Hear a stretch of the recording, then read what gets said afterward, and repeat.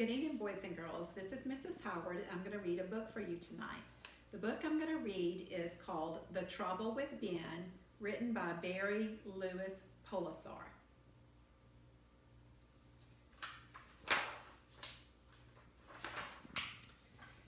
Ben was different, and the other children knew it. Some of them wouldn't play with him and called him names. They said he was big and clumsy. They said he was weird.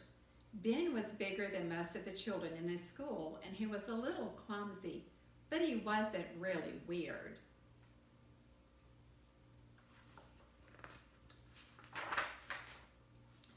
He liked to run around the schoolyard and make funny yelling sounds. He loved to climb trees and swatted insects that buzzed around him, and when he ran, he'd get down on all fours and bound across the playground. But that wasn't really weird to Ben. He enjoyed playing like that.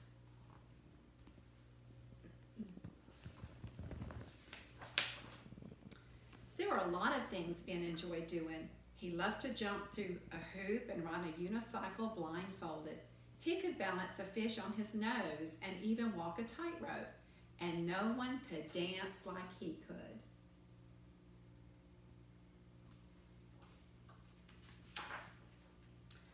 But Ben was always getting into trouble. He had a hard time waking up in the morning, especially during the long, cold winter months. Sometimes he would miss the school bus, and other times he'd fall asleep at his desk, right in the middle of class. His teacher would scold him in front of everybody, and sometimes she'd send him to the principal's office.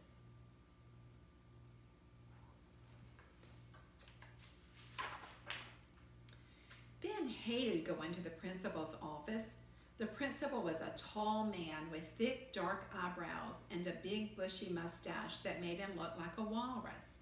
He would look at Ben and say, "Benjamin, do you know why you were sent here today?" Ben would look down at the ground, turn his head, and say,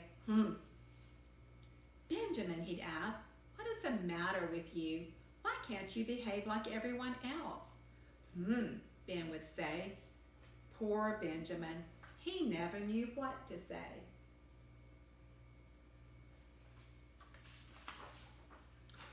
He tried to be like everybody else, but things kept going wrong.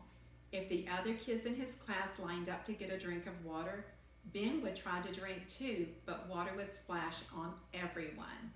Some kids would giggle and some would get wet and start to cry. His teacher would rush out and Ben would be sent down to the principal's office again.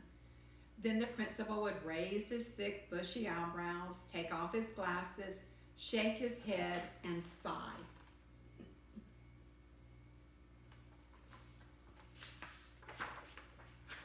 At home, his parents asked him the same questions the principal asked. "Benjamin," his father demanded, "why are you always getting into trouble? Why can't you be like everyone else?" "Oh, Benjamin," his mother would say, "I just don't know what we're going to do about you. If only you would learn to fit in." What's wrong with me, Ben wondered. Maybe his parents were right. If he were more like everyone else, things might be better.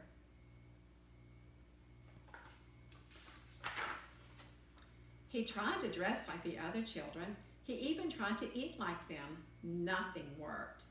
He wasn't like them, and trying to be just made him more unhappy. Ben was different, just like everyone said.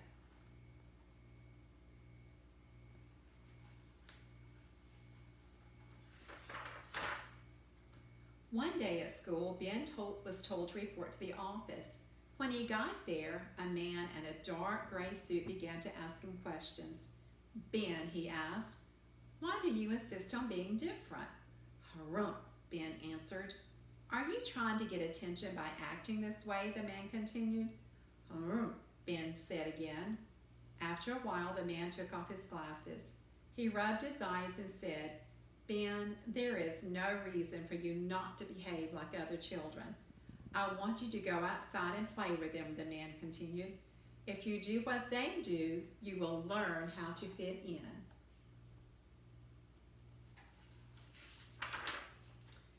Ben ran outside.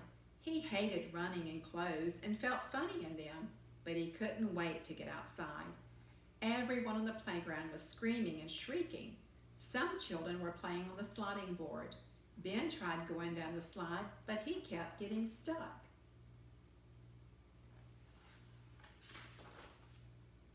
Laura, the girl who sat next to him in class, was on the swings. Ben decided to swing also, but when he sat down, the swing broke. One of the boys ran to get the teacher. I'm in trouble now, he thought.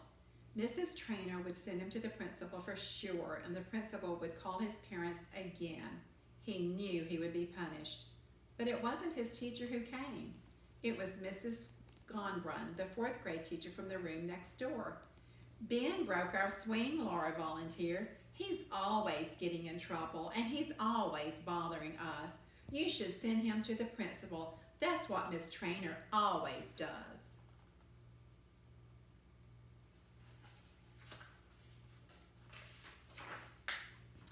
Ben scrunched up his nose and groaned. He was ready to go to the principal's office again. Suddenly, something was itching him. He began to scratch under his arm.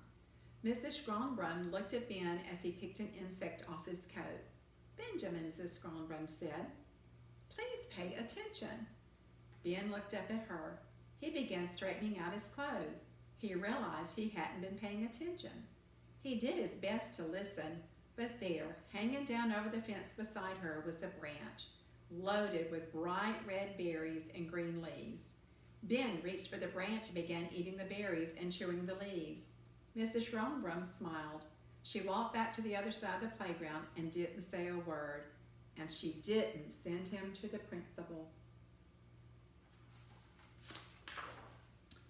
That night, Ben looked at himself in the mirror. He stuck out his bottom jaw and gnashed his teeth. He had good, sharp teeth, he thought.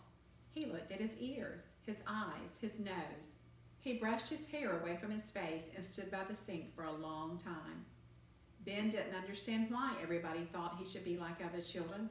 When he tried to be like them, it didn't feel right. Before going to bed, he took off his clothes and hung them in the closet. He took off his shoes and put them away. He didn't need them anymore.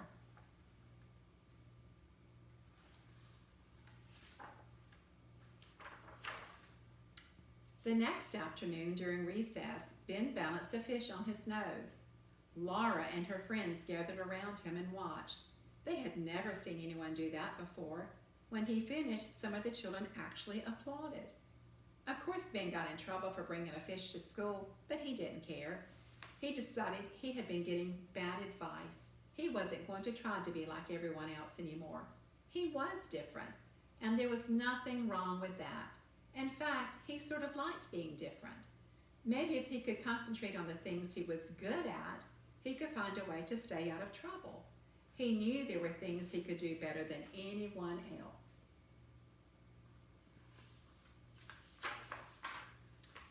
No one else could balance a fish on his nose or ride a unicycle, and no one could dance like he could. There were other things that his parents, his teacher, the principal, and even the man in the gray suit didn't understand, but he knew them. Ben felt sad that they didn't understand, but he was happy to be himself again, and he felt good.